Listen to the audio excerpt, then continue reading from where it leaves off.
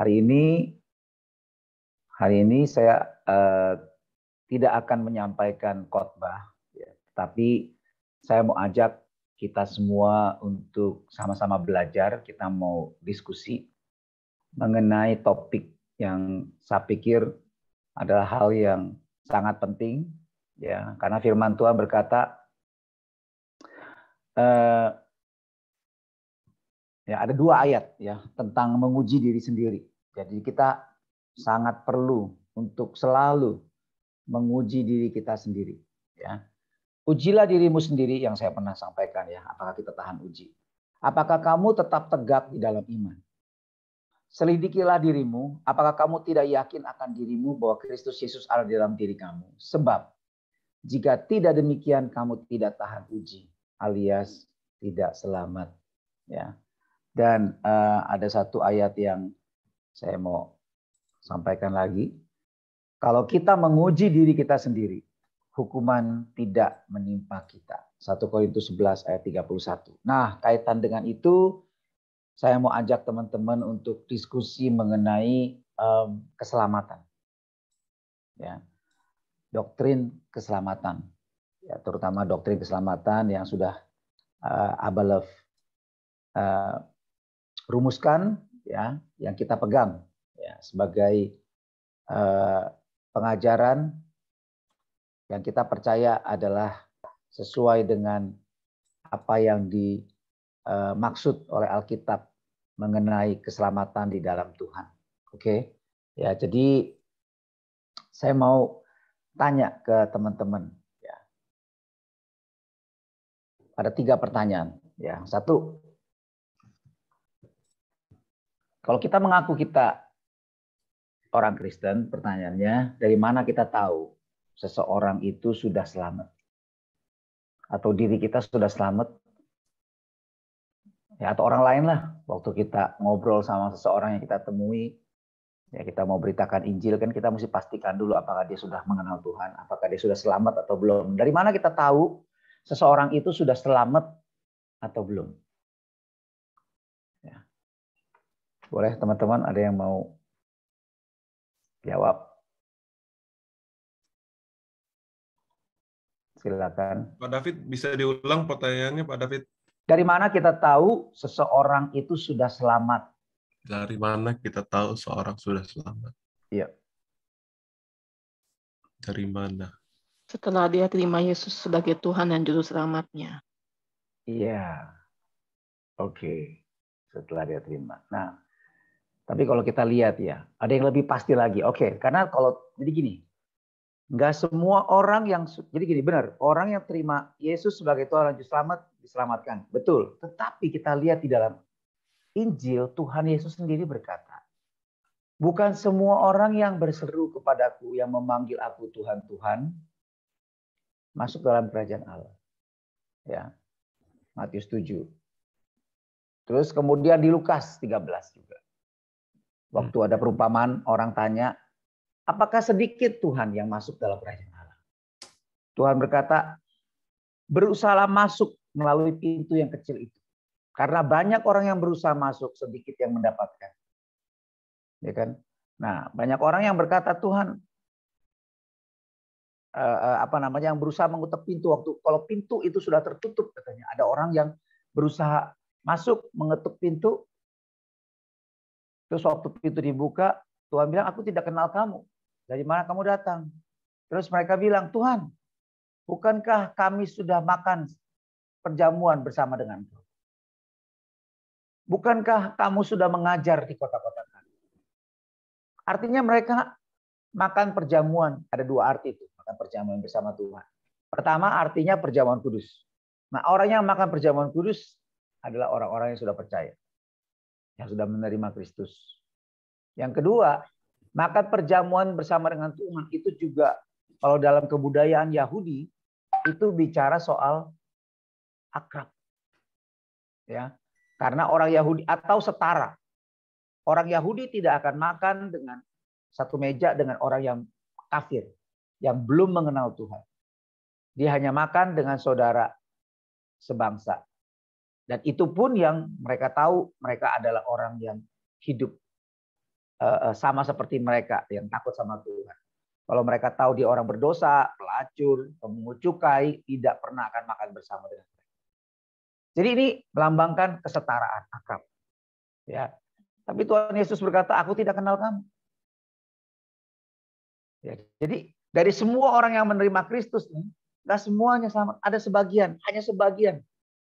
Ya, yang menerima Kristus sebagai Tuhan Juru Selamat, itu yang selamat. Nah, siapa mereka itu?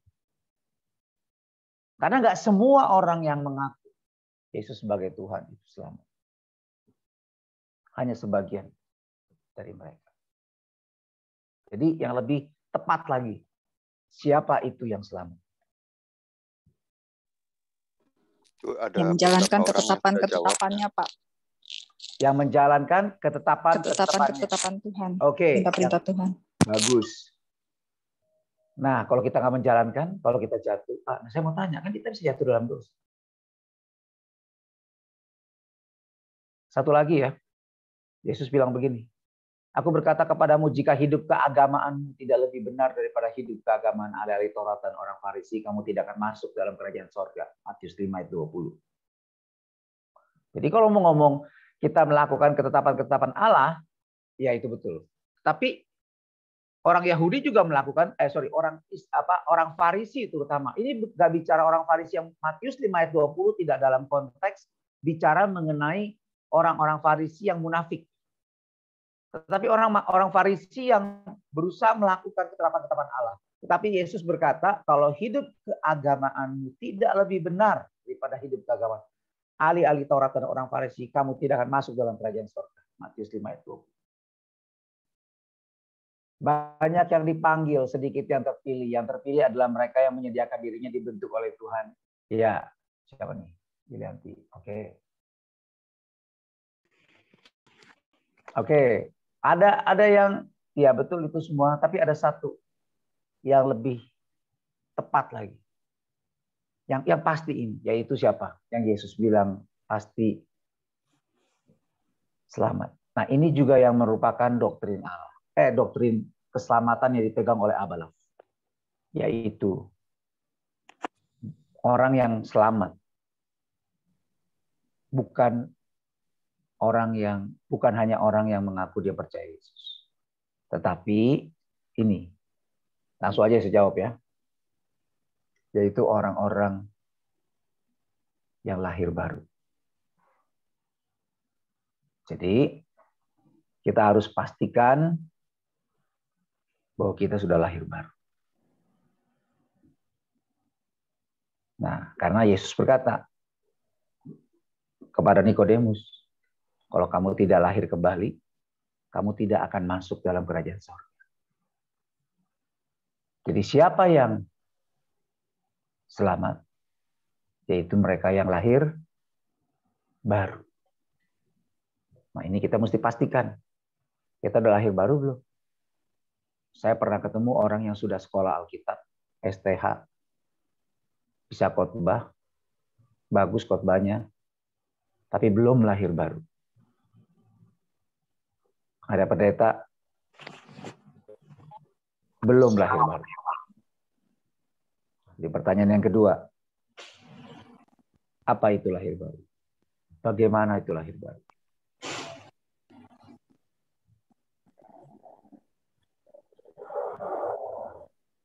Sampai sini dari jawaban yang ini, saya pikir ngikut ya teman-teman ya.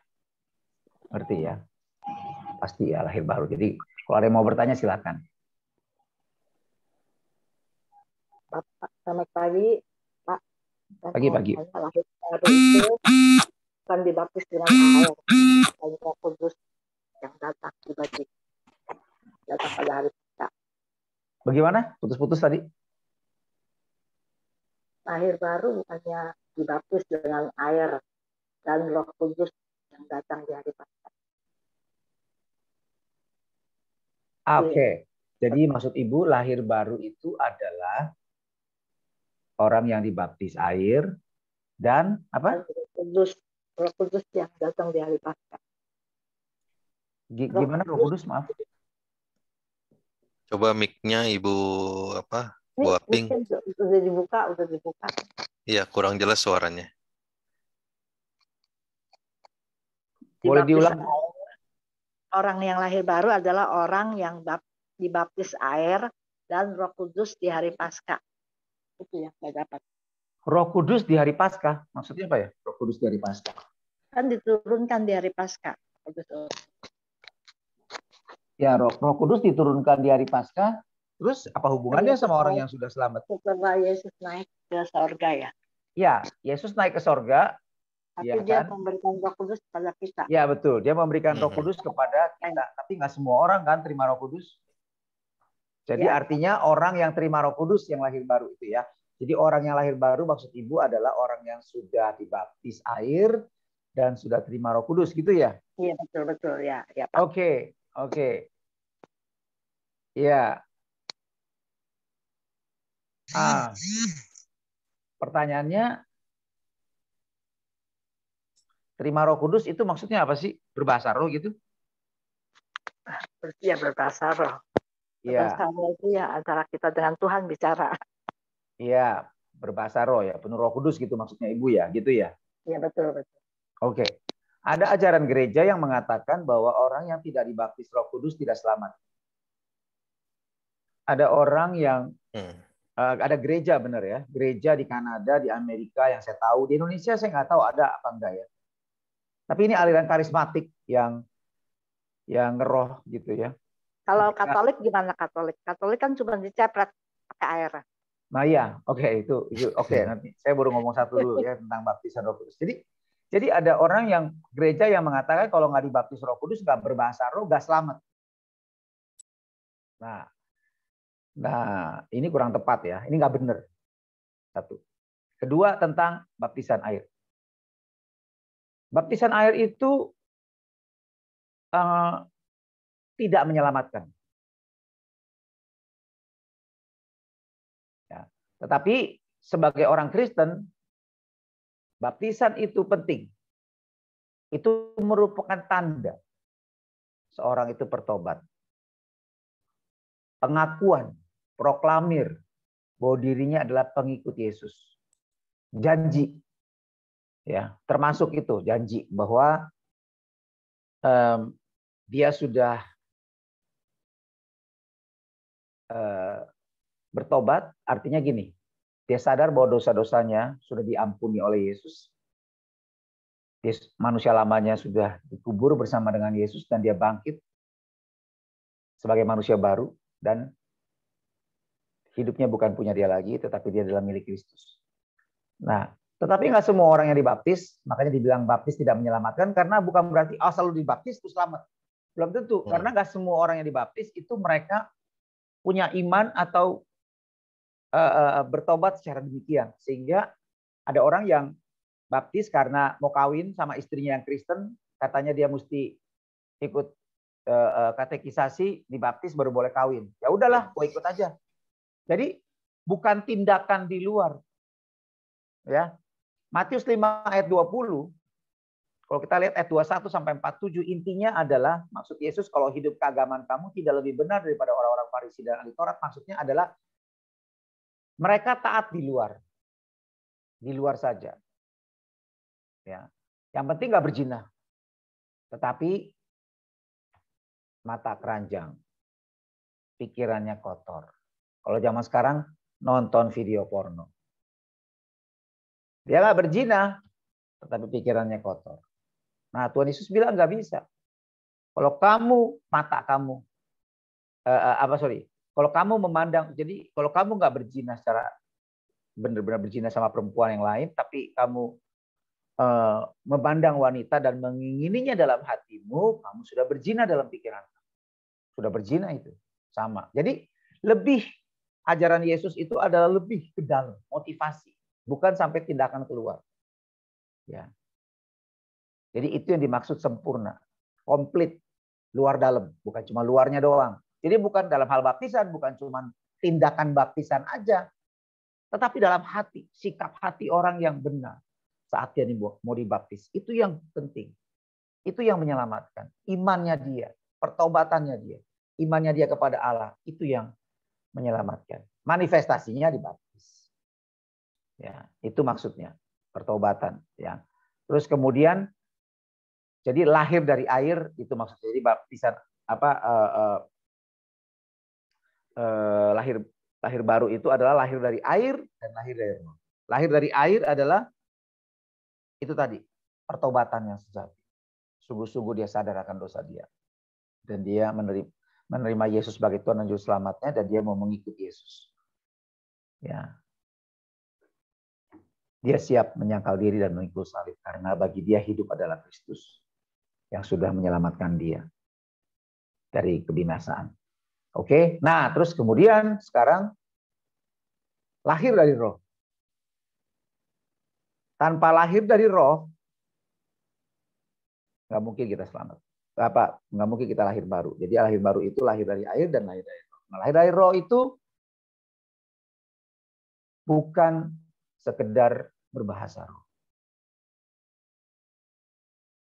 Ya. Nah, kalau orang-orang, jadi tujuannya apa? Baptisan Roh Kudus dalam apa sehingga tandanya itu berbahasa roh. Itu tujuannya bukan supaya kita selamat. Bukan. Ya. Kalau ada yang mau jawab, boleh. Tapi itu doktrinnya lain lagi. Doktrin Roh Kudus. Nanti kita juga belajar. Ya, Abalov juga sudah rumuskan tentang doktrin Roh Kudus.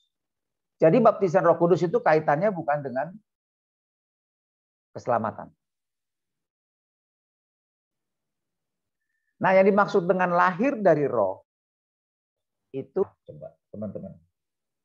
Lahir dari air tadi pertobatan, manifestasinya adalah baptis, lahir dari air. Ya, oke. Sekarang lahir dari roh, bukan baptisan Roh Kudus. Karena baptisan Roh Kudus itu lain ya artinya. Jadi apa tuh lahir dari roh? Ada yang bisa jawab? Ini penting ya, karena ini adalah ukuran kita. Atau seseorang itu selamat atau belum. Yaitu lahir baru. Lahir dari air dan lahir dari roh. Oke. Orang yang di sebelah kanan Yesus belum dibaptis tapi bisa selamat. Yes, itu tandanya. Ya, jadi baptisan itu hanya manifestasi dari apa yang di dalam hati kita. Bahwa kita sudah bertobat, kita sungguh-sungguh sadar akan dosa kita menyesali, dan kita tahu bahwa satu-satunya harapan keselamatan kita hanya di dalam Yesus. Nah, baptisan Tuhan Yesus perintahkan ya sebagai tanda, proklamasi supaya orang lain lihat di hadapan Tuhan kita lakukan itu di hadapan manusia dan juga setan-setan. Makanya nggak heran ya dalam baptisan ada penglihatan, ada kejadian-kejadian yang pelepasan misalnya. Itu nggak heran. Tapi bukan berarti baptisan itu sesuatu yang menyelamatkan kita seperti yang tadi saya bilang. Ya. Jadi kalau orang Kristen yang sungguh-sungguh, dia kalau percaya Yesus pasti dia mau dibaptis. Tetapi jadi jangan sampai juga kalau ada orang yang mau meninggal, terus kemudian dia percaya Yesus, waduh, mesti dibaptis, kalau nggak dibaptis nggak selamat nih. Lalu percik, nah itu sama aja sebenarnya bukan baptis. Ya, baptis itu artinya dimasukkan ke dalam air. Ya, seperti yang di sebelah Yesus disalib, dia kan nggak bisa dibaptis orang disalib kok. Dia kan itu gimana? Ya tetap dia selamat. Makanya Yesus berkata, hari ini juga kamu bersama dengan aku di Firdaus. Karena dia bertobat. Ya kan? Dia menyadari dosa-dosanya. Ya kan? Dan dia nggak minta Tuhan seperti yang di sebelahnya untuk lepaskan. Dia terima. Ya. Hukuman atas dosanya. Dan dia lebih takut sama Tuhan. Dia bilang sama yang sebelahnya, kita nih orang bersalah, kita orang berdosa. Dan karena dosa kita dihukum. Kamu nggak takut sama Tuhan? Yang akan kita hadapi sebentar lagi mungkin menghakimi kita. Kamu nggak takut. Jadi dia lebih takut kepada penghakiman Tuhan daripada kesakitan akibat hukuman salib ini. Sedangkan yang tadi kan, yang sebelahnya udah panik. Ayo Tuhan, kalau memang kamu Tuhan, turun aja. Lepaskan diri kamu dan lepaskan kami juga. Udah saking sakitnya ya. Nah, tapi yang satu yang ini, enggak, dia terima. Dia sadar akan ini pertobatan yang sejati. Ya, tapi dia nggak sempat dibaptis. Dia selamat. Ya. Tapi kalau kita bisa dibaptis, kita nggak mau dibaptis, wah itu tandanya kita belum bertobat benar-benar. Karena kalau kita udah bertobat benar-benar, pasti kita mau melakukan semua yang Tuhan perintahkan. Kehendak Tuhan, ketetapan Allah. Pasti kita berusaha mau jalani. Ya. Walaupun nggak bisa sempurna, kita akan bertobat terus, kita akan bertobat. Nah sekarang pertanyaannya, lahir dari Roh, Ibu Yeni bilang artinya mau hidup dipenuhi dan dipimpin Roh Kudus sehingga mindset berubah seperti apa maunya Tuhan. Tuhan ini melalui firman Tuhan. Iya. Oke, ada lagi jawaban yang lain? Jadi gini,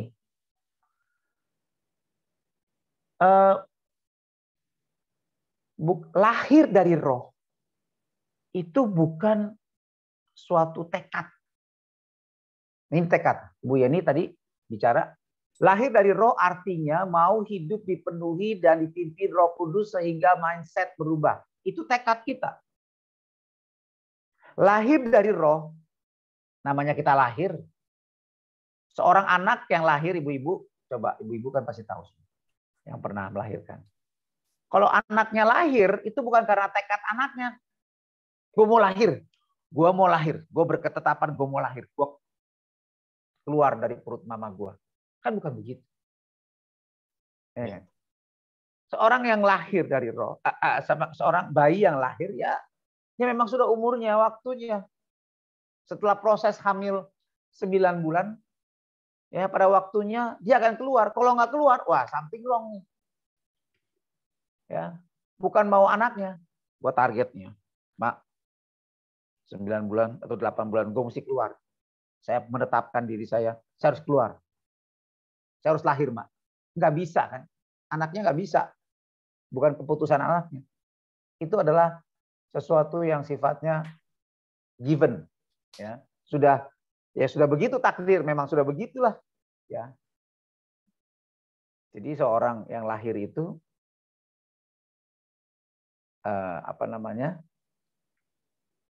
ya artinya ya memang sudah natural ya, waktunya, umurnya. Jadi demikian juga lahir dari Roh. Nah penjelasannya, oke, ada lagi yang mau jawab nggak coba? Sebelum kita buka Alkitab, maksudnya lahir dari Roh. Di chat udah ada Pak. Ada lagi di chat ya Pak. Lahir dari Roh adalah ketika Roh Kudus bekerja di dalam hati. Siapa nih? Tan Yulianto. Lahir dari Roh adalah ketika Roh Kudus bekerja di dalam hati kita dan menjadikan kita ciptaan baru sehingga kita bisa melihat tanda-tanda dan percaya.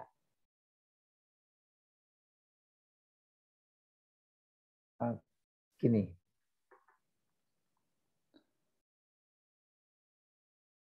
Lahir dari Roh, kalau begini definisinya. Jadi lahir dari Roh itu yang membuat kita bisa melihat tanda-tanda dan percaya kepada Yesus. Kalau kita nggak lahir dari Roh, kita nggak bisa percaya kepada Yesus. Gitu maksudnya Pak Yulianto.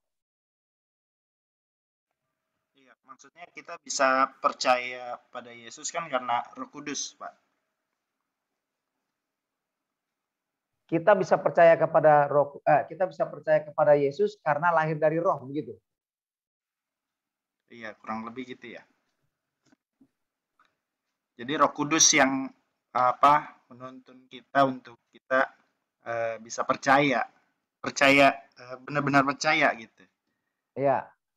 Kan yang itu juga dibilang kalau percaya dan dibaptis akan diselamatkan, tapi siapa tidak percaya kan akan dihukum. Jadi supaya kita bisa benar-benar percaya itu nggak bisa dari diri kita sendiri gitu.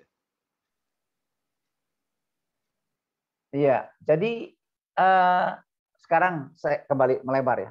Jadi kalau bukan lahir dari Roh Kudus, kita nggak bisa percaya sama Yesus. Kita nggak percaya. Jadi gini, percaya kepada Yesus adalah Tuhan, itu bisa berdasarkan pengetahuan akal, ya, dan berdasarkan karena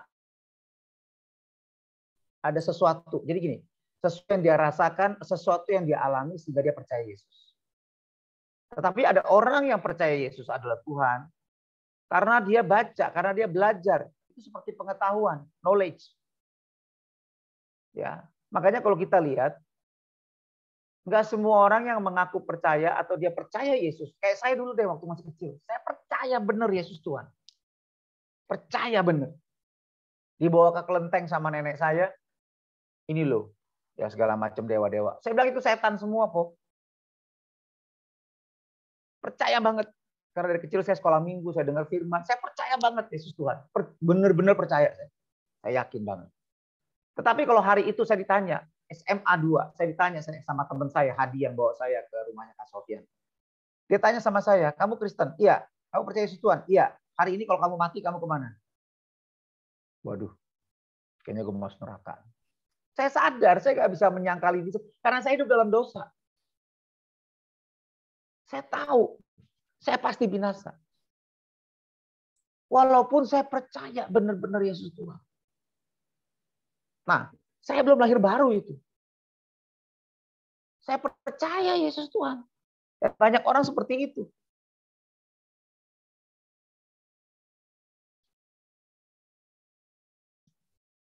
Nah, ayat yang baik untuk menjelaskan itu adalah Efesus 2 ayat 8. Bahwa ini kita lihat ya, Efesus 2 ayat 8. Kita lihat ya, saya share screen sebentar ya, supaya bisa. Boleh saya share screen nggak nih, supaya kita lihat sama-sama. Ya.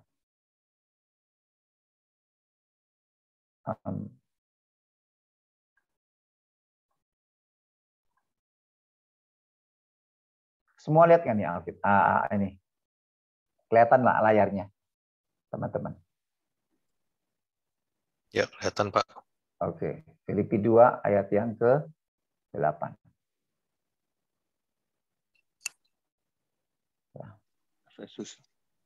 Efesus 2 ayat 8. Sebab karena kasih karunia kamu diselamatkan oleh iman.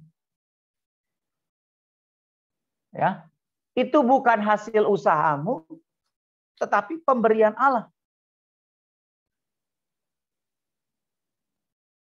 Ya, jadi kita diselamatkan karena kasih karunia oleh iman.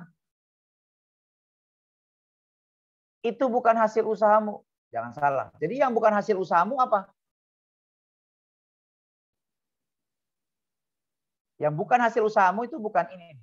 Sebab karena kasih karunia kamu diselamatkan oleh iman. Itu bukan hasil usahamu.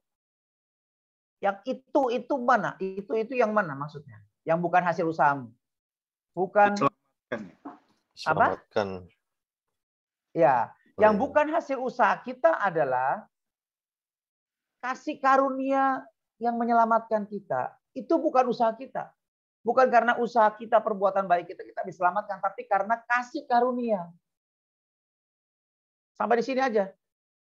Iman bukan termasuk yang dimaksud oleh anak kalimat ini. Itu bukan hasil usahamu, bukan termasuk iman. Jadi iman adalah respon kita.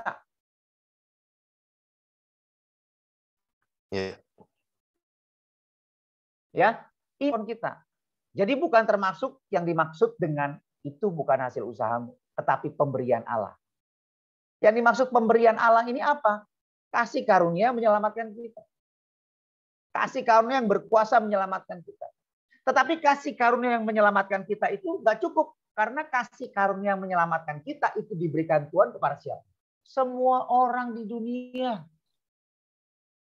Karena begitu besar kasih Allah akan dunia ini. Sehingga dikaruniakannya anaknya yang tunggal. Supaya barang siapa yang percaya, supaya barang siapa yang beriman kepada dia akan diselamatkan. Nah, itu maksudnya setara dengan ini. Sebab karena kasih karunia, ya itu semua orang diberikan kasih karunia. Tetapi yang selamat atau enggak adalah apakah kita beriman. Ini iman adalah respon. Ini adalah bagian yang kita kerjakan. Ini dua hal harus bekerja sama. Oke, jadi bukan semuanya dari Tuhan artinya keselamatan. Kita robot. Kita seperti tadinya off, dipencet, nyala, terus jalanin program dari si pencipta kita. Kita nggak seperti itu. Jadi percaya, beriman itu adalah respon kita setelah kita mendengar Injil. Kabar baik. Ya. Gitu. Nah, sebenarnya gini ya. Oke, jadi lahir dari roh itu maksudnya adalah suatu pengalaman. Nah, kita lihat ya. Supaya kembali ke ayatnya ya, supaya kita jelas maksudnya. Sorry, Yohanes 3. Nih. Jawab Yesus, aku berkata kepadamu sesungguhnya jika seseorang tidak dilahirkan dari air dan roh, maksudnya sebenarnya keluar dari air dan roh, ia tidak dapat masuk dalam kerajaan Allah. Maksudnya itu ya, lahir itu artinya keluar dari air dan keluar dari roh. Keluar dari air udah pertobatan, lambangnya baptisan, pertobatan ya. Nah, lahir dari roh itu apa? Apa yang dilahirkan dari daging adalah daging. Dan apa yang dilahirkan dari roh adalah roh. Janganlah kamu heran, karena aku berkata kepadamu, kamu harus dilahirkan kembali. Angin bertiup kemana ia mau, dan engkau mendengar bunyinya. Tetapi engkau tidak tahu dari mana ia datang, atau kemana ia pergi. Demikianlah hal-halnya. Demikianlah halnya dengan tiap-tiap orang yang lahir dari roh. Jadi orang yang lahir dari roh itu maksudnya adalah suatu pengalaman, ya. Dia nggak secara fisik berubah, tetapi di dalam hatinya berubah. Dia bisa merasakan hidupnya berubah. Ya. Jadi gini, kita nggak tahu, kita nggak bisa lihat angin ibaratnya, tetapi kita bisa merasakan tiupan angin ini kencang, lembut, angin ini dingin, ada sedikit basahnya, ada uap air di dalamnya, atau angin ini kering, panas. Kita bisa berasa. Tapi kita nggak bisa melihat. Dan kita bisa berasa angin ini bertiup dari mana. Ya kan? Kita bisa dengar bunyinya bahkan kalau anginnya kencang. Tapi kita nggak tahu dari mana tuh datangnya angin itu. Pokoknya kira-kira dari arah sana lah atau dari sini. Ya. Nah itu orang yang lahir dari roh. Artinya suatu pengalaman dia bersama dengan Tuhan, dia sadar. Kayak saya lahir barunya kapan? Saya ingat. Pada saat saya udah percaya, saya sudah melayani Tuhan bahkan. Jadi gini tahapnya saya. Setelah saya dari kecil itu, waktu saya ditantang sama teman saya itu, Hadi namanya. Terus kemudian saya diajak ke gereja, Abalov waktu itu, namanya Misi Philadelphia. Datang, waduh saya lihat di situ orang-orang ngusir setan. Saya lihat orang yang hidupnya berubah. Waduh kalau gitu bener nih Kristen. Ya bukan cuma teori doang. Nah akhirnya saya mulai percaya Yesus karena saya takut masuk neraka. Tetapi sampai saya ikut melayani, aktif melayani di SMA sama Seno, bareng-bareng yang nginjilin orang gitu. Tetapi saya belum lahir baru ternyata. Sampai ada satu orang, saya tahunya jadi saya tujuannya saya jadi Kristen itu karena takut masuk neraka, itu aja. Tapi saya nggak pernah mengalami kasih Tuhan. Saya nggak pernah mengalami. Jadi gini, saya tahu dan percaya Tuhan sayang saya. Tahu dan percaya 100% Tuhan sayang saya. Tapi saya nggak pernah mengalami kasih Tuhan. Saya nggak pernah merasakan kasih Tuhan. Yang saya takut, yang saya rasakan adalah kalau saya buat dosa, saya pasti dihukum, saya pasti binasa. Karena itu saya mau jaga hidup saya supaya taat benar-benar. Saya belajar firman Tuhan, saya baca kitab. Sampai satu orang, Yung Chen, atau Yung Chen masih ingat apa enggak dia, istrinya Pak Sandi, yang itu ya dulu. Sekarang udah lama, udah nggak diaba loh. Nah, Yung Chen itu bernubuat buat saya. Dia bilang, Takwi, dia nggak dekat sama saya. Dia nggak akrab loh, nggak dekat ya. Cuma pernah satu komsel aja, satu KTB. Dia bilang, Tuhan berkata, kamu percaya aku mengasihi kamu, tapi kamu nggak pernah merasakan aku mengasihi kamu. Aduh, saya waktu itu nggak ada pelajaran hati Bapa, belum ada SPK, tapi saya merasa benar, itu benar. Saya percaya sekali Tuhan sayang saya, tapi saya nggak pernah merasakan Tuhan sayang saya. Sampai satu malam. Ya, jadi makanya saya sering bergumul sama dosa. Saya buat dosa tuh kayaknya masih suka buat dosa, tapi susah saya lepasin dosa. Terutama dosa menyontek waktu itu. Ya, saya tuh ya, dan banyak jadi saya tuh bergumul, benar-benar saya buat berhenti sama dosa. Nah, tapi sampai satu kali waktu saya, macam-macam orang bisa lahir baru. Pokoknya kita nggak punya, tapi yang penting saya mau. Dan sejak itu saya mulai cari. Sampai satu hari, akhirnya saya mulai ninggalin Tuhan waktu itu. Udah nggak komsel, saya mulai suka latihan bela diri, hobi saya, ya mulai deh. Ya manusia lamanya keluar. Sampai satu hari teman saya ajak nginep di rumah dia, terus kemudian baca satu buku Kesaksian Saudara Asing. Di situ saya ngalami. Teman saya yang baca buku itu menganggap Tuhan itu begitu baik sehingga nanti aja kalau gue udah tua gue bertobat. Tapi sehari itu waktu saya baca buku itu saya mengalami jamahan Tuhan. Saya berasa Tuhan tuh sangat sayang saya. Saat itu saya berlutut langsung. Gak ada yang suruh. Saya berlutut dan saya datang sama sambil nangis.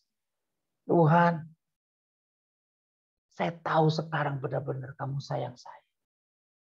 Dan saya merasakan dia itu seperti papa saya. Saya figur papa waktu itu, papa saya keras banget sama saya. Sehingga itulah yang membuat saya takut. Ya. Sama Tuhan karena seperti saya takut sama papa saya. Tapi hari itu saya lihat figur bapak yang belum pernah saya alami. Seorang bapak yang menerima saya, yang mengasihi saya. Ya. Dan langsung saya nggak ada yang suruh, nggak ada yang ngajarin. Tiba-tiba saya janji. Saya bilang, Tuhan, saya mau jadi anak yang menyenangkan hatimu. Saya nggak mau jadi anak yang walaupun disayang papanya, tetapi menyakiti hati papanya. Badung. Saya mau jadi anak yang menyukakan hatimu, yang menyenangkan hatimu. Ya, sejak itu saya berubah. Ya, saya berubah benar-benar waktu itu. Saya tidak melakukan dosa. Waktu saya tidak menyontek, saya bayangin waktu saya lihat Tuhan ke atas, lihat ke atas Tuhan lagi senyum sama saya. Dia senang atas perbuatan saya itu. Dan kemudian saya lihat nggak ada yang suruh juga. Saya datang ke gereja, ternyata terlambat nih sering. Pasang-pasang sound system, ambil dari rumah Kak Sofian dibawa ke Gambir, PLN. Lalu saya tanya ke Kak Sofian, boleh nggak saya bantu? Oh boleh, memang kurang orang. Nah, saya mulai terlibat di dalam pelayanan sound system. Ya, dan saya ngangkat jadi sopir waktu itu saya nggak ada PK, nggak ada apapun yang nggak dikasih makan siang bahkan walaupun tugas bisa kita makan sendiri. Tapi saya suka cita karena saya bayangin apa yang saya lakukan itu boleh menyenangkan hati. Nah, itu lahir baru. Ya, suatu pengalaman rohani. Tuhan menjamah hati kita. Sehingga hidup kita berubah. Orang lain bisa lihat kita tuh berubah. Ya. Nah itu adalah pengalaman pertama kita bersama Tuhan. Itulah lahir dari roh. Ya. Oke. Sampai di sini ada yang mau nanya? Oke, Pak David. Berarti pengalaman lahir dari roh itu satu kali gitu ya? Apa bisa beberapa kali? Satu kali. Satu kali yang pertama. Tetapi pengalaman dia bersama Tuhan akan berjalan terus.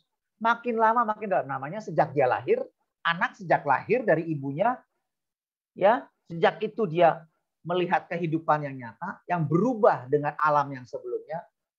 Sejak itu dia bergaul akrab sama mamanya. Dia semakin mengerti tentang mamanya. Dia semakin mengenal papa mamanya. Ya kan? Semakin dia bertumbuh dewasa. Nah, seperti itu, Bang. Tapi pengalaman pertama adalah kelahiran. Iya, momen kelahirannya satu kali, cuman ada pengalaman-pengalaman berikutnya. Yes. Ini menggiring kita ke pertanyaan berikut. Apakah sekali selamat tetap selamat? Nah, maksud saya itu, Pak. Kan tadi di awal kan dibilang kalau udah lahir baru pasti kan. Pasti selamat, ya kan? Terus kalau perumpamaannya kayak bayi itu sekalipun 9 bulan akhirnya lahir, tapi akhirnya kan bisa mati juga di tengah jalan ya. Maksudnya banyak kejadian-kejadian gitu. Nah, itu apakah itu mematahkan jadi kalau udah lahir baru pasti selamat gitu, Pak? Iya, betul. Nah, itu yang mau saya tanya. Apakah sekali selamat pasti selamat terus? Coba teman-teman boleh jawab. Ini pertanyaan terakhir. Apakah karena ada doktrin yang mengajarkan sekali selamat tetap selamat?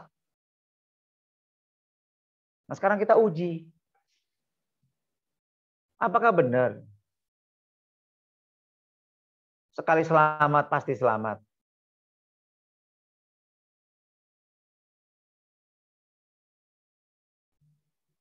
Ya kan?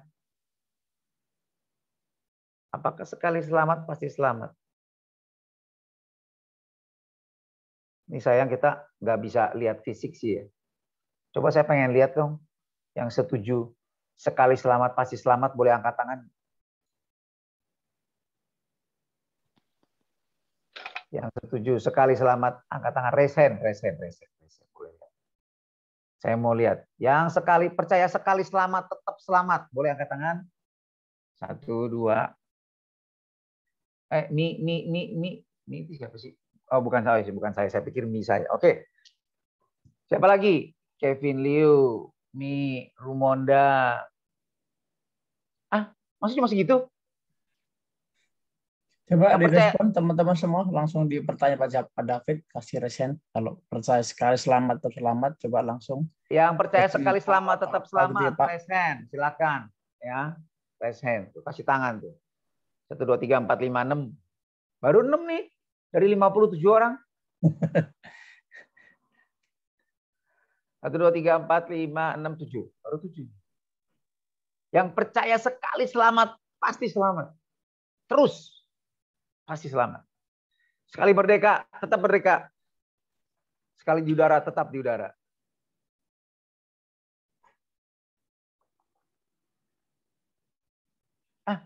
Benar nih. Nggak nambah lagi. 1, 2, 3, 4, 5, 6, 7. Sekali selamat, tetap selamat. Oke ya, sekarang kita lihat. Apakah benar sekali selamat, tetap selamat? Saya share screen lagi ya. Ayatnya yang jelas sekali, yang dipakai untuk mendukung pandangan sekali selamat, tetap selamat adalah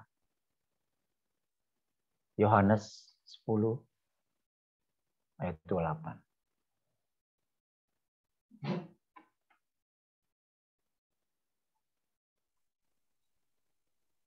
Dan aku memberikan hidup yang kekal kepada mereka. Dan mereka pasti tidak akan binasa sampai selama-lamanya. Dan seorang pun tidak akan merebut mereka dari tanganku. Bapakku yang memberikan kepada mereka kepadaku lebih besar daripada siapapun. Dan seorang pun tidak dapat merebut mereka dari tangan Bapa.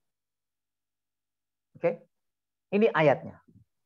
Yang membuktikan bahwa sekali selamat tetap selamat bagi orang yang berpegang kepada doktrin ini. Tetapi pertanyaannya adalah ada 2 hal yang kita mesti lihat. Ya, pertanyaan. Aku memberikan hidup yang kekal kepada mereka. Dan mereka pasti tidak akan binasa sampai selama-lamanya. Mereka ini siapa? Oke? Mereka ini siapa? Yang pasti tidak akan binasa sampai selama-lamanya. Lihat ayat berikutnya. Ayat sebelumnya. Yohanes 10 ayat 27. Siapa yang pasti tidak akan binasa? Domba-dombaku yang mendengarkan suaraku, dan aku mengenal mereka, dan mereka mengikut aku. Oke. Jadi ini 3 syaratnya. Kalau 3 syarat ini tidak dipenuhi, ini adalah, saya lihat ya,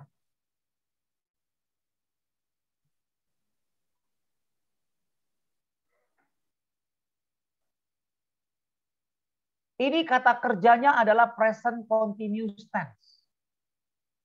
Jadi terus menerus. Jadi artinya kalau saya mau baca dalam bahasa aslinya, maksudnya begini, domba-dombaku yang terus mendengarkan suaraku. Aku akrab dengan mereka.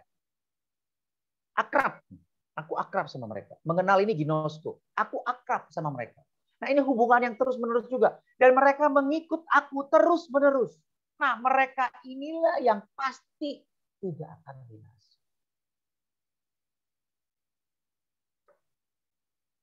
Sekali lagi, kata Yohanes 3 ayat 16.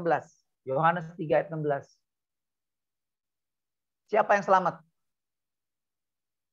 Karena begitu besar kasih Allah akan dunia ini, sehingga ia telah mengaruniakan anaknya yang tunggal, supaya setiap orang yang percaya kepadanya.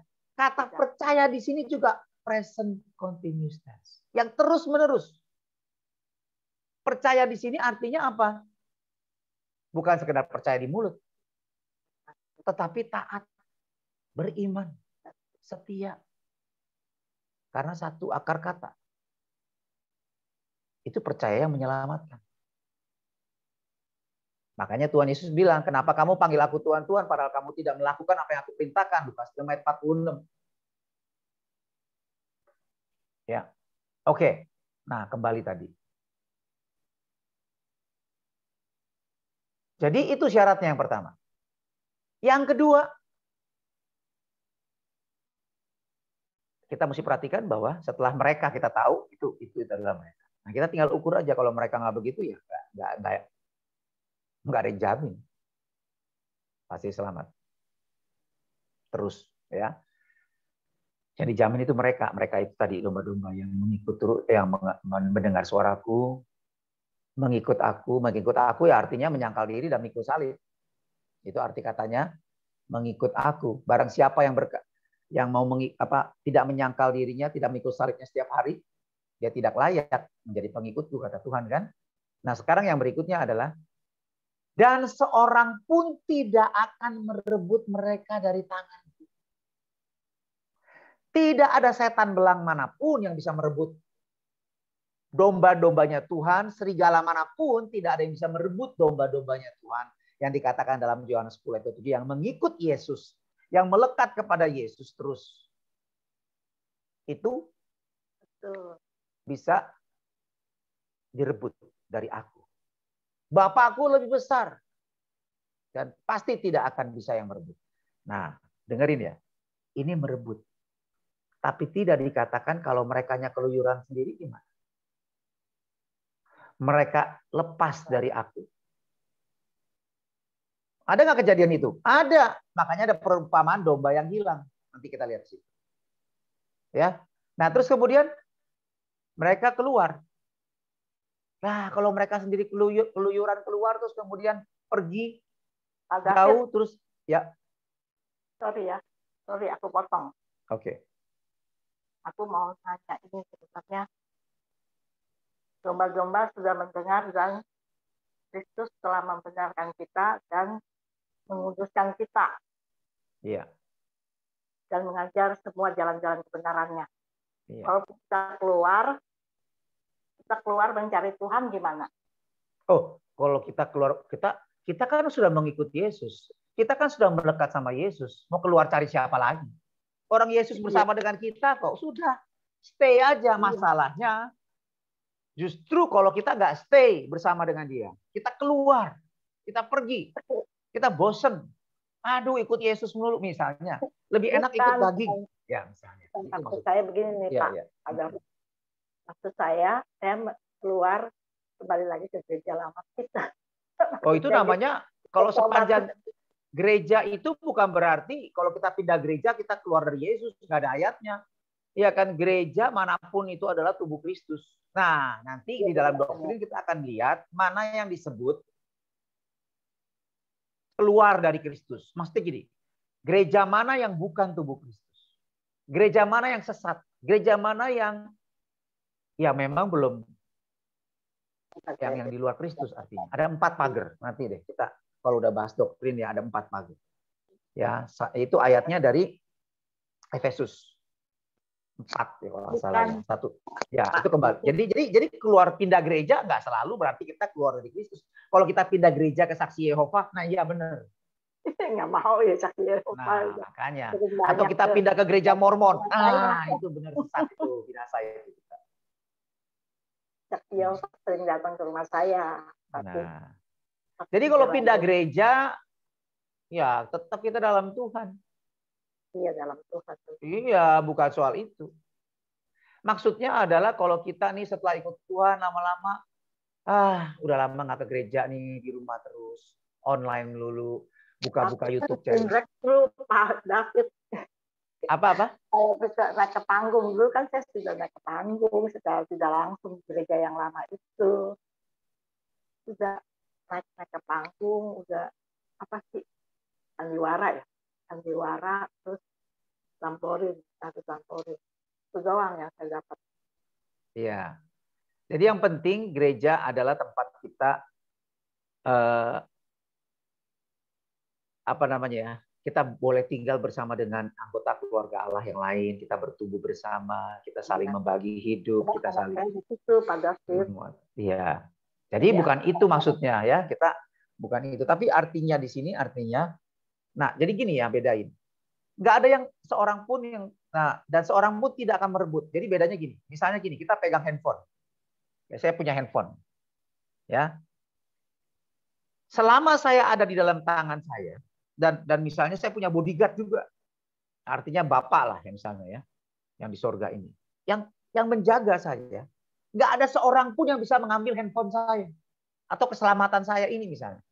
Nggak ada. Nggak ada yang bisa merebut. Nggak ada setan mana, serigala mana yang bisa merebut atau perampok. Merebut itu ya merampas ya, perampok deh. Perampas. Nggak ada yang bisa merampas. Tetapi kalau kita jalan-jalan, keluyuran kemana-mana, terus handphone kita tinggal, ya diambil. Kelupaan diambil sama orang, ya karena kita lupa, kita tinggalin. Nah ini yang nggak dimaksud sama ayat ini. Kalau orang itu ya meninggalkan, ya mereka nggak selamat. Pak Petrus bilang, hati-hati lah kalau memang kita nggak bisa hilang keselamatannya, ngapain? Nggak perlu hati-hati, pasti kita selamat. Tapi Petrus berkata, berjaga-jagalah, ya, sebab musuhmu iblis itu berjalan keliling seperti singa, mencari orang yang dapat ditelannya. Ya, karena itu tadi kita harus berjaga-jaga. Kita harus selalu dalam pertobatan, kita harus melekat kepada Kristus. Ya, barang siapa yang tidak melekat kepadaku, kata Tuhan, dia akan tidak dapat berbuah, dia akan jadi kering. Dan nanti akan dipotong dan dibuang, dibakar. Nah, sekarang lihat tentang perumpamaan. Ya, di dalam Matius 18 ayat 13.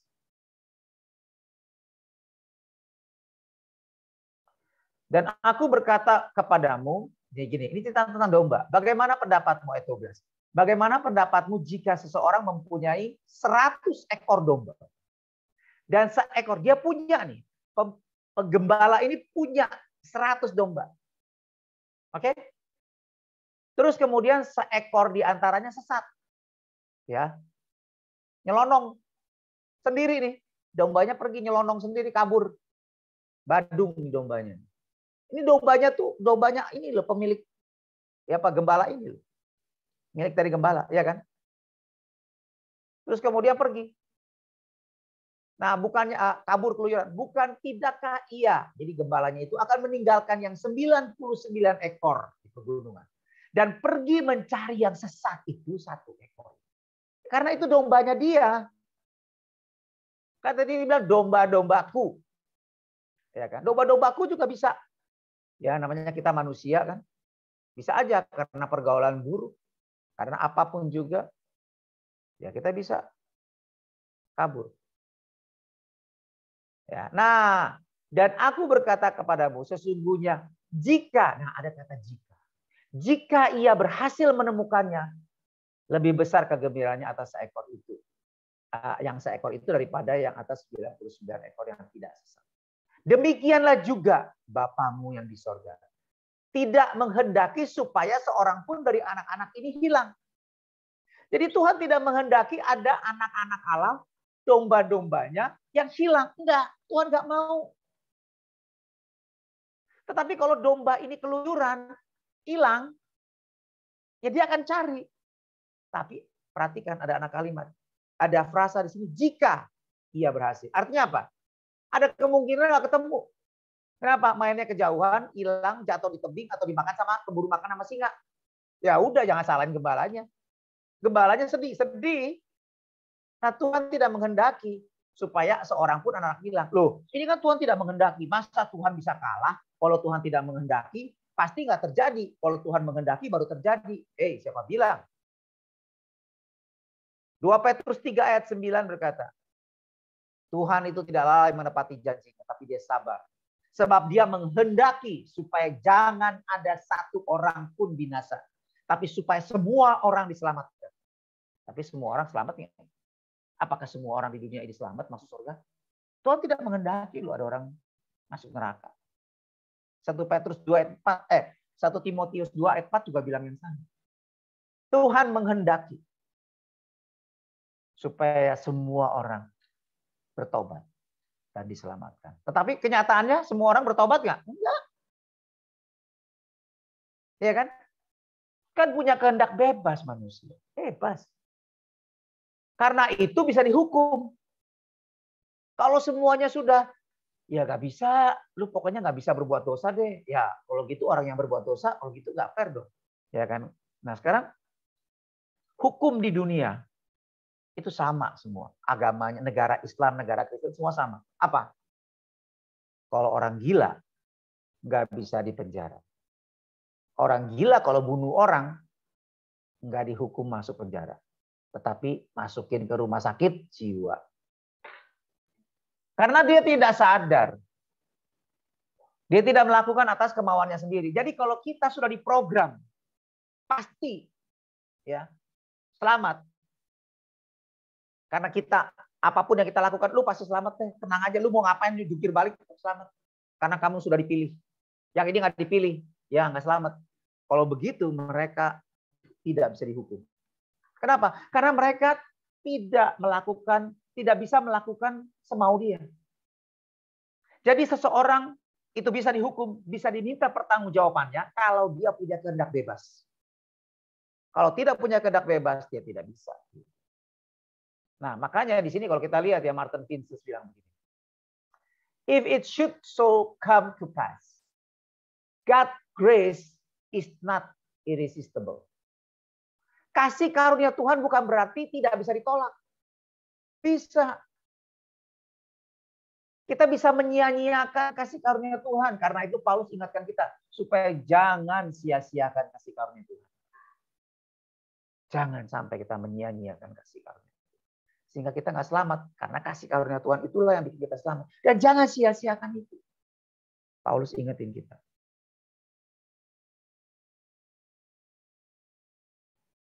Oke ya.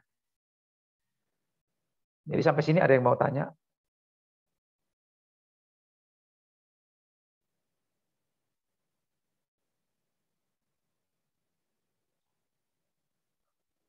Ada yang mau tanya? Pak Sunan boleh tanya? Mau tanya? Resen ya? Resen kan yang tadi. Oh yang tadi. Oke. Ya, jadi kayak gitu. Kalau Tuhan mengasihi domba-dombanya, mau menyelamatkan dombanya, kenapa ada suatu masa di mana Tuhan itu menggerakkan hati domba-dombanya itu sehingga pada akhirnya. Jadi gini, Tuhan menggerakkan, saya mau tanya sekali. Tuhan panggil siapa sih? Tuhan panggil semua manusia. Tuhan mau supaya semuanya selamat. Tapi semuanya selamat nggak? Semuanya respon yang benar nggak? Enggak. Tetapi ya itu tadi, karena kita manusia yang tegar tengkuk. Ya Tuhan sih mau, tapi kalau dia paksa, misalnya gini deh, kasih karunia ya, saya kasih perumpamaan. Saya kasih hadiah buat seseorang yang saya sayang. Anak saya deh. Nih, Papa kasih hadiah buat kamu ya. Dia bagaimana? Dia bisa dua respon. Iya Pak, terima kasih. Atau dia, atau gini, dia terima terus dia sia-siain. Sebenarnya gue gak suka. Sebenarnya gak ada apa-apa. Gue lebih suka yang lain. Bosen, dia buang. Dia taruh, dia tinggalin aja. Itu namanya menyia-nyiakan kasih karunia. Dia gak dapet. Dia tidak bisa memiliki. Contoh saya kasih dia komputer yang canggih. Dikasih lihat, bukan ini. Gue mau game, gue nggak mau laptop kayak begini. Saya mau pergi jalan-jalan, saya nggak mau dikasih ini komputer, saya nggak suka. Padahal komputernya canggih. Ya. Dia maunya cuma game Nintendo. Tapi ini komputer ini bisa buat dia main game yang canggih. Tapi dia nggak ngerti, dia nggak mau. Dia sia-siakan kasih karunia dia buat. Atau bisa juga begini. Waktu dikasih karunia ini, laptop dia menolak. Nggak mau Pak, aku mau game. Dia terus terang. Aku mau mainan. Aku nggak mau ini, aku mau mobil. Aku nggak mau handphone. Aku nggak mau laptop. Tolak. Kalau papanya bilang begini, ini kasih karunia buat kamu ya. Mesti terima. Nggak mau Pak. Enggak, mesti terima. Papa udah kasih kamu mesti terima. Itu namanya apa? Pemaksaan. Allah itu adalah kasih. Kalau dasar Allah menciptakan dan penyelamatan manusia itu adalah kasih, maka nomor satu kasih yang tidak bersyarat itu menuntut adanya kehendak bebas.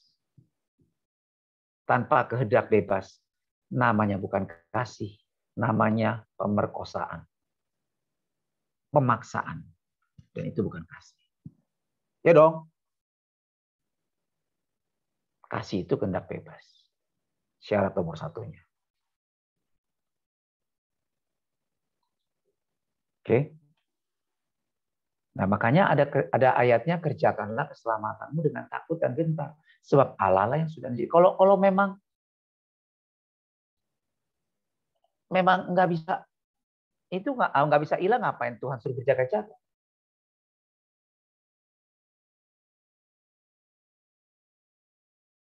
Ya kan? Ada lagi yang mau tanya?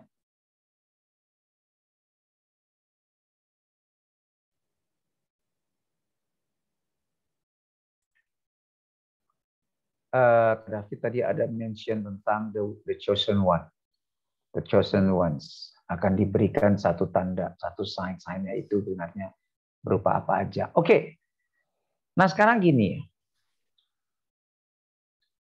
Umat pilihan, kembali ke umat pilihan. Tuhan tuh selamatkan siapa sih? Tuhan mau selamatkan siapa sih? Nah, ini kembali. Ada yang bilang Tuhan hanya menyelamatkan umat pilihannya saja. Timbullah yang namanya limited atonement. Bahwa Tuhan mengasihi atau Tuhan menyelamatkan hanya umat pilihan. Tuhan tidak datang untuk menyelamatkan semua orang. Tuhan hanya datang untuk menyelamatkan umat pilihannya saja. Dan kalau umat pilihannya saja yang diselamatkan, dan Tuhan hanya mau menyelamatkan umat pilihannya saja, maka kasih karunia-Nya tidak bisa ditolak. Jadi setelah L, limited atonement, ada I, irresistible grace. Tadi Martin Vincent bilang, God grace is not irresistible. Bisa ditolak karena kasih Tuhan hanya menawarkan. Bukannya maksa lu mesti terima ya kayak tadi, itu namanya bukan kasih. Itu namanya pemerkosaan atau pemaksaan. Oke? Nah, kembali ke yang tadi. Apakah Tuhan hanya datang untuk menyelamatkan the chosen one? Kalau saya nggak setuju, saya nggak percaya. Karena begitu besar kasih Allah akan dunia ini, semua orang. Nah, apakah ada yang bilang, oh semua itu maksudnya bukan semua. Semua itu maksudnya adalah semua umat pilihan. Apa benar? Ya, ini udah masuk ke doktrin tulip. Ya. Jadi kalau kita bilang bahwa Tuhan hanya menyelamatkan orang yang, dan Tuhan hanya mau menyelamatkan orang yang umat pilihan saja, Tuhan hanya mengasihi umat pilihan saja. Nah, kalau Tuhan mengasihi semua orang, kenapa dia nggak mau selamatkan semua orang? Dia mesti selamatkan semua orang. Makanya kalau dia mau menyelamatkan semua orang, artinya bukan limited atonement, unlimited atonement mestinya. Kasih Tuhan itu tidak terbatas. Kalau kasih Tuhan hanya terbatas untuk umat pilihan saja untuk menyelamatkan dia, dan Tuhan tidak predestin untuk tidak menyelamatkan orang-orang sebagian orang itu, artinya kita tidak bisa berkata kepada semua orang yang kita temui bilang begini, Tuhan sangat mengasihi kamu. Kita nggak bisa. Kita harus pastikan dulu ini umat pilihan, baru kita bisa ngomong Tuhan sangat mengasihi kamu sehingga dia memilih kamu. Lah kalau bukan umat pilihan, kita nggak bisa ngomong sama dia, Tuhan sangat mengasihi kamu dan mau menyelamatkan kamu. Enggak, karena limited atonement. Nggak cocok. Padahal Tuhan bilang dia mengasihi semua manusia. Jadi kita bisa berkata kepada semua orang yang kita temui, penjahat besar sekalipun, Tuhan sangat mengasihi kamu dan mau menyelamatkan kamu. Jadi bukan limited atonement, unlimited atonement. Tapi itu tadi, God grace is not irresistible. Ini sorry ya, kembali ke istilah-istilah itu. Mau nggak mau ke situ. Ya, nah sekarang pandangan yang bilang, oh enggak, semua itu maksudnya Tuhan mengasihi semua itu, semua orang itu maksudnya bukan semua orang, tapi semua umat pilihan. Coba kita lihat lagi ayatnya, benar nggak? Yang dimaksud semua itu adalah cuma sebagian 1 Yohanes 2.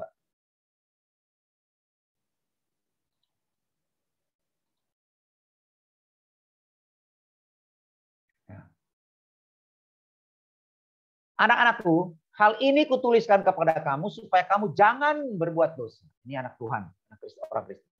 Namun jika seseorang berbuat dosa, kita mempunyai seorang pengantara pada Bapa, yaitu Yesus Kristus yang adil. Kita hanya mempunyai satu orang pengantara, yaitu Yesus Kristus. Dan ia adalah pendamai untuk segala dosa kita. Dan bukan untuk dosa kita saja, tetapi juga untuk dosa seluruh dunia. Seluruh dunia. Jadi unlimited atonement seluruh dunia. Ada yang bilang bahwa oh dunia itu dunia adalah dunia orang percaya. Ntar dulu, lihat lagi, bener nggak? Ini konteksnya nih masih ayat 15. Bener nggak dunia itu yang dimaksud adalah dunia orang umat pilihan aja? Enggak, lihat. Janganlah kamu mengasihi dunia. Lihat, kata dunia yang dipakai itu dunia yang sama. Dunia yang penuh dengan dosa tadi. Tuhan mau menyelamatkan dunia yang tadi. Semua. Orang berdosa juga termasuk di dalamnya. Dan apa? Janganlah kamu mengasihi dunia dan apa yang ada di dalamnya. Jikalau orang mengasihi dunia, maka kasih akan Bapa tidak ada dalam orang itu. Makanya lihat nih, janganlah kamu. Kamu itu siapa? Orang Kristen. Anak Tuhan. Jangan mengasihi dunia. Kalau kamu mengasihi dunia, nanti kasih akan Bapa tidak ada dalam diri orang itu. Sebab semua yang ada dalam dunia itu keinginan daging. Makanya kita harus menyangkal diri terus. Barang siapa mengikut aku, dia harus menyangkal diri terus dan mengikut aku, memikul salibnya setiap hari. Setiap hari. Kita matikan daging, tapi nggak mati-mati dagingnya. Tapi kita harus tiap hari matikan daging. Sampai kapan? Sampai dagingnya benar-benar mati. Kapan? Ya pada saat kita mati. Jadi selama kita hidup, daging itu bisa, itu tadi, ada keinginan. Keinginan daging namanya. Nah kalau kita hidup dalam keinginan daging, memuaskan keinginan daging, ya maka kita akan lenyap bersama dengan keinginannya. Tetapi orang yang melakukan kehendak Allah tetap hidup selama-lamanya. Jadi kita harus melakukan kehendak Allah terus-menerus. Jadi kita harus bertobat tiap hari. Kalau nggak bertobat gimana? Kita akan hidup dalam kedagingan. Hidup dalam kedagingan gimana? Nggak selamat. Ya. Jadi jelas. Bukan limited atonement keselamatan itu. Keselamatan itu bukan hanya terbatas untuk sebagian orang. Umat pilihan saja. Tapi semua orang. Unlimited atonement. So that's why grace is not irresistible. Seperti kata Martin Vincent tadi.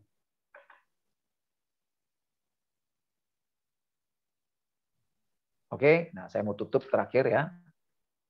Udah jam 7. Karena itu Abalov percaya. Bahkan Calvin pun percaya. Bukan dalam arti kata dangkal sekali selamat. Pasti selamat. Apapun yang terjadi pasti selamat. Calvin nggak pernah ngajarin kayak gitu. Nah itu orang-orang yang salah tafsir. Salah mengerti. Salah mengerti maksudnya. Sehingga menjadi Calvin yang seperti itu disebut ekstrim Calvin. Tetapi Norman Geisler bilang begini. Ya, seorang dokter sistematik teologi. Dia juga Calvinis. Tapi dia bilang Calvin aja nggak begitu. Jadi yang benar adalah bahwa orang yang sudah lahir baru, Calvin bilang nih. Jadi kalau ada dua pandangan kan, yang percaya sekali selamat tetap selamat, itu maksudnya sebenarnya bukan sekali selamat seperti tadi, apapun yang terjadi tetap selamat, bunuh diri pun sekalipun bunuh diri tetap selamat, enggak. Tetapi karena ada yang ngajarin begitu. Even you bunuh diri, kalau kamu tetap percaya Yesus, kamu selamat. Salah, nggak begitu. Tuhan nggak pernah ajarin gitu. Dosa is dosa. Tanpa iman nggak akan berkenan kepada Tuhan. Bunuh diri itu namanya tidak punya iman. Ya, nggak selamat. Nah, jadi ya dimaksud dengan sekali selamat tetap selamat itu sebenarnya adalah perseverance of the saints. Itu P yang terakhir. Yaitu bahwa orang-orang kudusnya akan setia sampai akhir. Orang-orang yang sungguh-sungguh lahir baru, maka dia akan dia akan setia sampai akhir. Kalau dia nggak setia sampai akhir hidupnya, maka dia bukan orang yang sudah lahir baru. Dia palsu, Kristen palsu. Makanya kalau begitu kita nggak bisa tahu bahwa kita umat pilihan. Ini kata Calvin ya. Sampai kapan? Pada saat kita mau mati, setia sampai akhir. Oh, baru kita tahu kita umat pilihan. Jadi artinya kita nggak pernah tahu sampai kita mau mati. Lah itu namanya nggak ada kepastian. Tetapi kalau Armenian bilang gini, gue nggak mau tahu deh, lu ngaku, lu percaya sudah lahir baru, nggak tahu. Tapi yang penting kalau kamu setia sampai akhir, kamu selamat. Makanya Abalov mengatakan begini, siapa yang setia sampai akhir, ya selamat. Calvin, Armenian itu setuju, itulah perseverance of the saints. Cuman Calvin bilang gini, ya kalau kamu sudah lahir baru, pasti kamu akan setia sampai akhir. Kalau kamu nggak setia sampai akhir, ya kamu belum lahir baru. Whatever. Tapi akibatnya jadi susah. Kayak Ravi Zacharias. Wow, masa dia belum lahir baru? Ravi Zacharias. Tetapi hidup dalam dosa. Sampai akhir hidupnya nggak jelas dia sudah berbuat dosa begitu banyak. Tetapi dia nggak pernah ngaku dosa. Sama siapapun. Sama istrinya. Ya, yang dia kan berzina. Dia nggak pernah ngaku dosa sama istrinya. Istrinya nggak tahu. Anak-anaknya nggak tahu. Makanya nggak heran John MacArthur yang sangat Calvin reform, dia bilang begini, nggak heran kalau orang mengatakan bahwa Ravi Zacharias tidak selamat.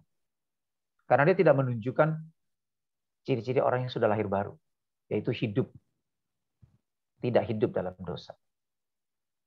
Orang yang sudah lahir baru bisa jatuh dalam dosa, dia akan cepat bertobat, tidak akan hidup dalam dosa. Nah, John MacArthur aja yang Calvin mentok aja bilang begitu. Jadi intinya bukan sekali selamat tetap selamat apapun yang terjadi. Setelah selamat, kalau kamu sudah percaya Yesus sungguh-sungguh sudah lahir baru, sudah nangis-nangis, sudah dibaptis, sudah pelayanan, ya sudah ngalami, aduh Tuhan itu baik, banyak kesaksian, terus udah pasti bukan.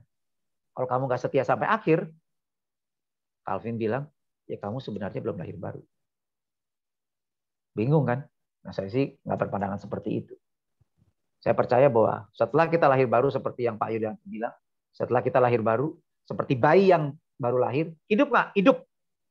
Tetapi dia harus dikasih makan, dia harus nurture, dia harus bertumbuh, ya kan? Ikutin aturan makanan yang sehat dan berolahraga, belajar, terus dia akan bertumbuh. Dan dia harus jaga. Nah, makanya firman Tuhan berkata, berjaga-jagalah. Sebab kamu tidak tahu kapan waktunya. Ya, artinya apa? Terus setia sampai akhir. Berjaga-jaga, bertobat terus. Itu bagian siapa? Bagian kita, tanggung jawab kita. Ya, kira-kira begitu. Ada yang mau tanya sampai sini?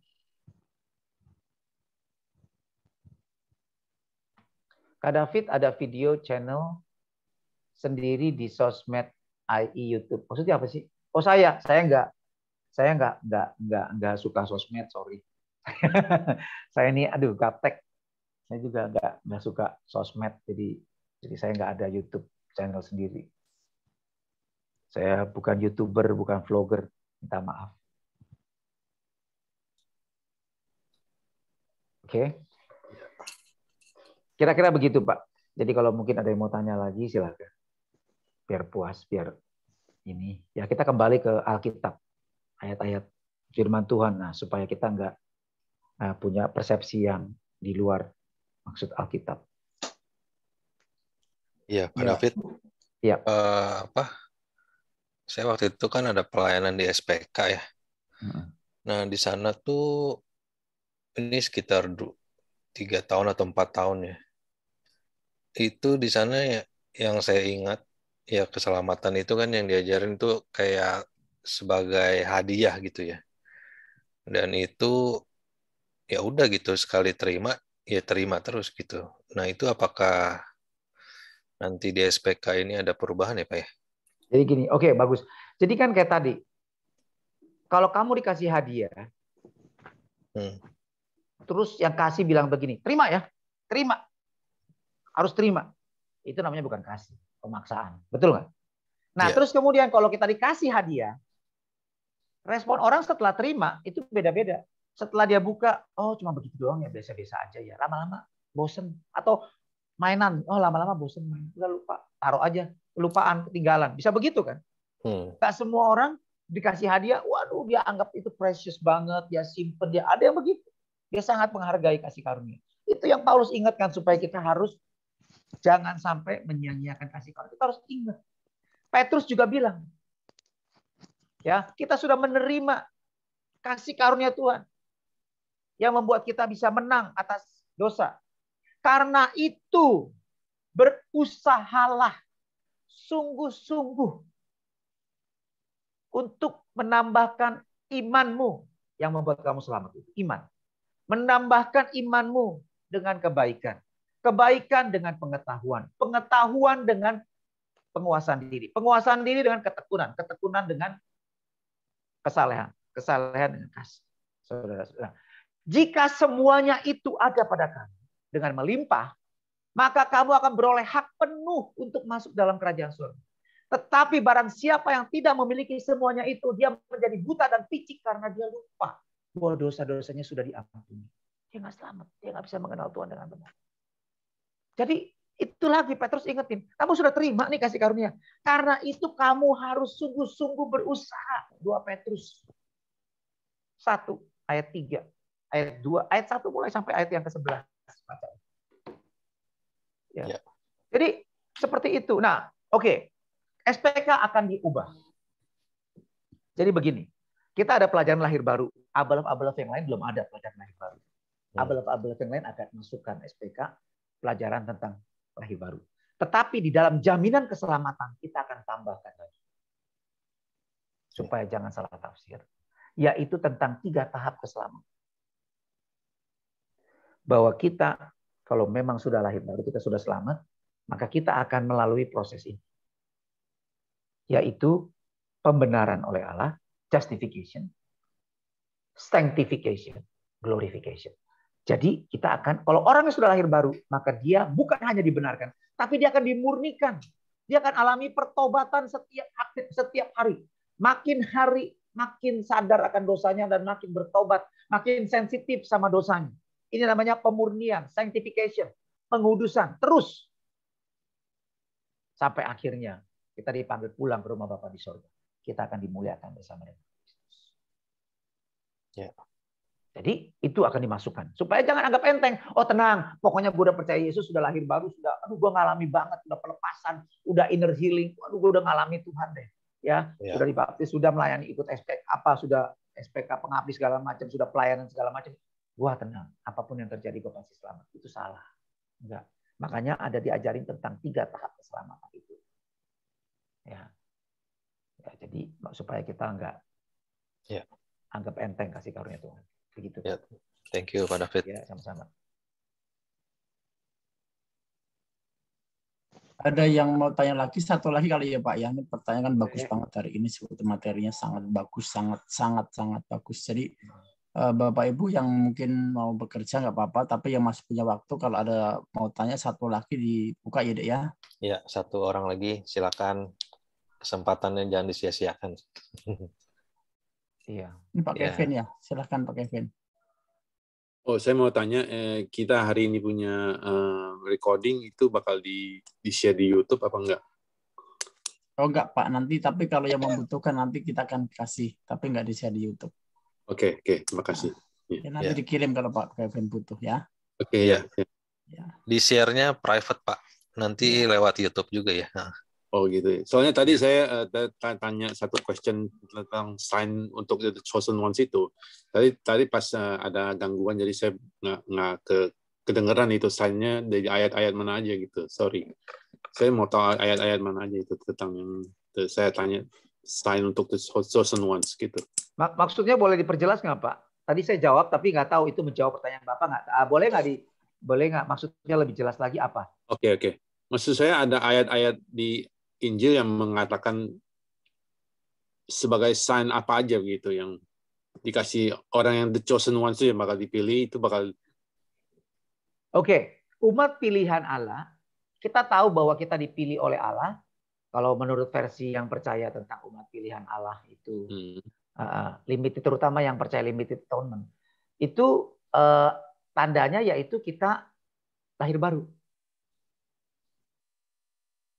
Calvin mengakui bahwa seseorang itu adalah umat pilihan Allah kalau dia sudah lahir baru. Oke. Dan orang yang sudah lahir baru, dia pasti selamat sampai akhir. Dia tidak akan meninggalkan imannya. Dia akan selalu, dalam arti kata, bukan whatever you do, you still got saved. Enggak. Tetapi dalam arti bahwa you will be perseverance. Kamu akan tekun. Sudah di reborn, Pak. Ya. Artinya kalau kamu sudah reborn, kamu akan perseverance. Kamu akan setia sampai akhir. Kamu tidak akan hidup dalam dosa. Jadi orang yang hidup dalam dosa, dia bilang, walaupun kamu mengaku kamu sudah reborn, kamu sebelumnya belum reborn. Oke, itu aja sign-nya. Nah, jadi dia juga bukan berarti Calvin itu percaya bahwa oke, kalau kamu sudah reborn, wah kamu buat dosa apapun pasti selamat. Enggak. Justru kalau kamu buat dosa terus, artinya kamu belum reborn. Jadi kembali lagi, setia sampai akhir, baru selamat. Maksudnya itu tandanya bahwa kamu sudah reborn. Itu kamu baru selamat. Armenian lebih simpel. Pokoknya kamu lahir baru. Dia percaya lahir baru. Tetapi orang lahir baru, kalau dia nggak jaga-jaga, dia bisa jatuh dalam dosa. Kalau dia nggak bertobat, ya dia nggak selamat. Simple as that.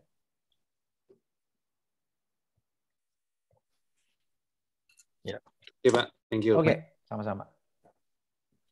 Oke, makasih Pak David ya. Ya.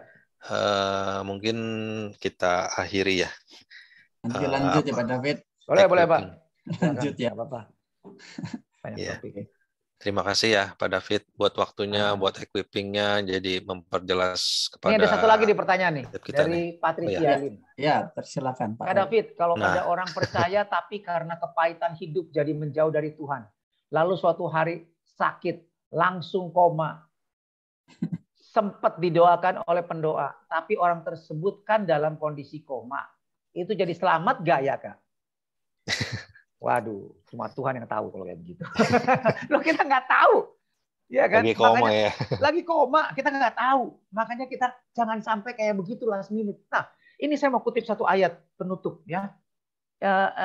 Jadi gini, kita diselamatkan karena kasih karunia. Makanya jangan main-main sama dosa deh. Kita nggak bisa punya planning. Gue targetnya nanti umur 60. Setelah gue puas hidup dalam dunia. Ya, buat sebaunya gue. Ya, baru nanti umur 60 gue bertobat. Kita nggak bisa loh. Kita bisa diselamatkan tuh bukan karena kita punya rencana, tetapi karena kasih karunia Tuhan. Amin. Dan firman Tuhan berkata, carilah Tuhan selama Dia berkenan ditemui. Ada waktu-waktunya loh Tuhan nggak berkenan ditemui. Kapan perkenan Tuhan itu? Hari ini. Kalau kamu mendengar firman Tuhan, jangan keraskan hati. Karena kita nggak tahu hari esok. Tapi hari ini, kalau kamu dengar firman Tuhan, ini adalah Tuhan sedang mengetuk hati kita. Sadarkan kita, ingatkan kita, supaya kita bertobat. Ya. Kalau hari ini kita nggak bertobat, wah kita nggak tahu. Kapan lagi? Syukur-syukur. Ya karena besok lusa kita nggak tahu. Mungkin kalau Tuhan nggak mengetuk hati kita, kita nggak mungkin. Ya kalau Tuhan nggak memanggil kita, kita nggak bisa berespon. Jadi pertobatan kita adalah respon kita terhadap firman Tuhan. Jadi sharing. Firman Tuhan di dalam Pengkhotbah 12 ayat 1. Menutup ya. Begini. Ingatlah akan penciptamu pada masa mudamu. Sebelum tiba hari-hari yang malang. Dan mendekat tahun-tahun yang kau katakan. Tak ada kesenangan bagiku di dalamnya. Seperti orang yang tadi koma.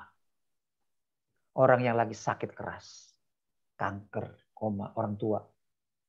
Dia udah gak bisa pikiran jernih lagi. Orang yang kena demensia, Alzheimer. Dia mau bertobat mungkin. Tapi belum tentu. Inilah seperti perempuan yang bodoh. Yang tidak membawa minyak. Udah tahu Tuhan mau datang. Baru sadar. Minta minyak dong. Baru cari-cari tuh. Ya aduh gak bisa. Sama orang bijak bilang, gadis yang bijak bilang, gak bisa minta sama saya. Beli aja ke toko. Dia beli, dia cari. Tapi terlambat. Keselamatan itu bukan kita yang mau tentukan bisa langsung selamat. Bukan. Kita aja bisa berespon. Ya, maka jangan salah respon terhadap firman Tuhan. Jangan anggap enteng. Ingatlah akan penciptamu pada masa mudamu. Berapa masa muda ya? Umur 30. Enggak, ada orang yang tua pun masih semangat muda, masih merasa muda. Ya nggak apa-apa, bagus. Tetapi jangan, artinya kita masih saat kita hari ini masih seger, masih sehat, pikirannya masih normal, masih semuanya fine. Saat inilah kalau kita mau bertobat, kalau kita mau dengar firman Tuhan dan bertobat, saat ini. Ingatlah akan penciptamu pada masa muda. Sebelum tiba hari-hari yang malang. Mendekat tahun-tahun yang kau kata-kata ada kesenangan bagiku. Jangan sampai pada saat musibah datang, pada saat orang udah panik kalau saat musibah. Orang saat sakit berat dia udah fokusnya susah kepada Tuhan. Semakin susah kepada Tuhan fokusnya. Dia akan, karena dia menderita sakit. Aduh pikirannya, emosinya jadi kacau. Dia semakin susah fokus sama Tuhan. Butuh kasih karunia yang lebih besar lagi. Supaya kita bisa mengalami Tuhan. Ada, saya lihat orang-orang yang sakit kanker bertobat dan dia mengalami Tuhan. Wah luar biasa. Bisa, tapi kecil. Lebih besar kemungkinannya orang bertobat pada saat normal-normal aja. Atau masih saat ya dia baru kena musibah, bangkrut. Oke, dia masih bisa pikirannya normal. Tetapi orang yang pikirannya sudah mulai terganggu. Karena penyakit, karena apapun. Itu akan susah. Itu butuh kasih karunia yang besar sekali. Makanya jangan. Ya, jangan anggap enteng undangan Tuhan, panggilan Tuhan. Firman Tuhan. Hari ini, kalau kita diketuk hatinya sama Tuhan, segera bertobat. Itu aja. Oke. Next time Kak David bisa talk about revelation. Revelation dalam arti kata wahyu atau pewahyuan Tuhan. Karena ada dua revelation. Ada general revelations, ada special revelation. Nah, itu maksudnya atau bicara soal wahyu. Kalau wahyu, saya nggak begitu hobi wahyu. Ya. Saya suka skip tuh wahyu. Saya cuma belajar wahyu sampai wahyu 3. 7 gereja itu. Tapi setelah itu saya lihat banyak tafsiran dan nggak ada yang jelas benar. Bahkan Kak Edi sama Pak Jeff aja banyak perbedaan. Makanya di dalam doktrin Abba Love tentang eskatologi, kita hanya ambil yang singkat. Yang Kak Edi sama Pak Jeff adalah pandangan mengenai kapan Yesus datang, yaitu pada saat post-trib premill. Ya, premillennium, post-trib. Ya. Jadi sesudah masa penganiayaan, terus kemudian sebelum masa 1000 tahun kerajaan damai. Kalau GBI, Paniko, itu percaya pre-trib premill. Sebelum masa aniaya, orang percaya akan diangkat. Ya, sebelum masa 1000 tahun. Kita nggak percaya itu. Kita percaya kita akan melalui masa aniaya. Ya.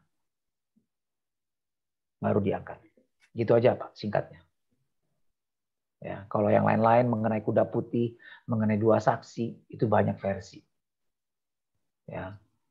Mengenai 7 cawan murka Allah segala macam, itu juga banyak versi.